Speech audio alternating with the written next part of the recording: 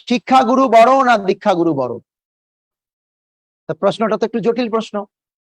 চৈতন্য চরিতামৃতে বলা হয়েছে যে কৃষ্ণ নিজেকে 3 রূপে প্রকাশ করে, চৈতগুরু পরমাত্মা রূপে, শিক্ষাগুরু আর দীক্ষাগুরু রূপে।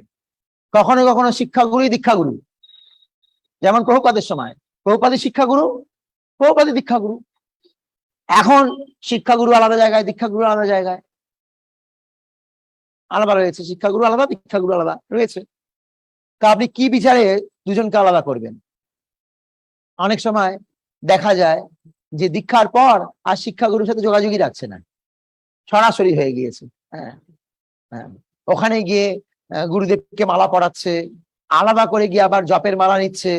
হ্যাঁ, দীক্ষা হয়ে গেছে, দীক্ষা হয়ে গেল, তখন গুরুদেব দীক্ষার সময় জপের মালা দিয়েছে, সেটা হয়তো অনলাইন হয়েছে, তার পছন্দ হলো না, আর একবার গেল গুরুদেবের হাত থেকে মালা নেওয়া, সে বুঝতেই পারলো না আমি গুরুকে অপমানই করলাম, এটা বুঝতেই পারলো না সে, আমি এটা গুরুদেবকে অপমানই করলাম, কারণ আমি গুরুদেব যে অনলাইন দীক্ষা দিয়েছে সেটা গুরুদেবের অনুমোদিত।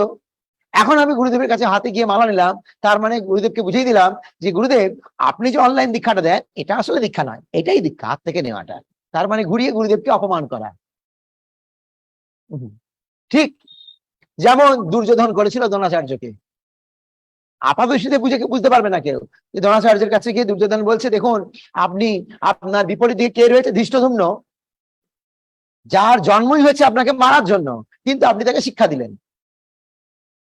ঘুর পথে দ্রোণাচার্যকে অপমান করা হয়েছে, আর সেই দিন থেকে শুরু হয়েছে দুর্যোধনের পতন, ওই দিন থেকে স্টার্ট। জ্ঞান দিয়েছে একইভাবে যে এরম হয়েছে, গুরুদেব অনলাইনে দীক্ষা দিয়েছে,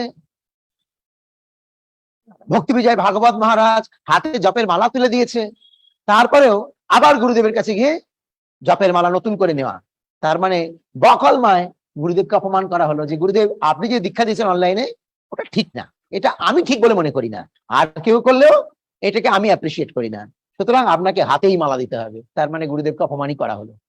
বুঝবে পরে শিক্ষাগুরু এটা শেখাচ্ছে কে? এই যে আমি কথাটা বললাম এটা শিক্ষাগুরুর কাজ, কোনটা ঠিক কোনটা ভুল কে শেখাবে? তাহলে আপনি বলতে পারেন শিক্ষাগুরু কম?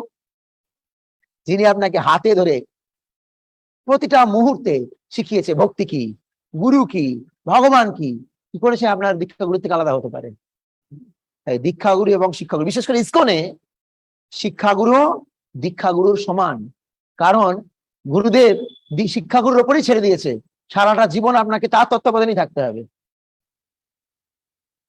আপনারা বলতে পারেন যে কিন্তু শাস্ত্রে বলা হয়েছে বহু শিক্ষাগুরু হতে পারে, হ্যাঁ হতে পারে। আমি প্র্যাকটিক্যালি ভক্তিচরণ গুরু মহারাজকে শিক্ষাগুরুর মতো রাখি, কারণ মহারাজের ক্লাসগুলো খুব ভালো লাগে, বুঝতে পারা যায় ক্লাসগুলো, কোনো অসুবিধা নেই, সবাইকে সম্মান, কোনো অসুবিধা নেই তখন, কিন্তু দুজনকেই সমান ভাবতে হবে, তা না হলে একজনের চরণে অপরাধ, একজনের চরণে হয়ে যাবে।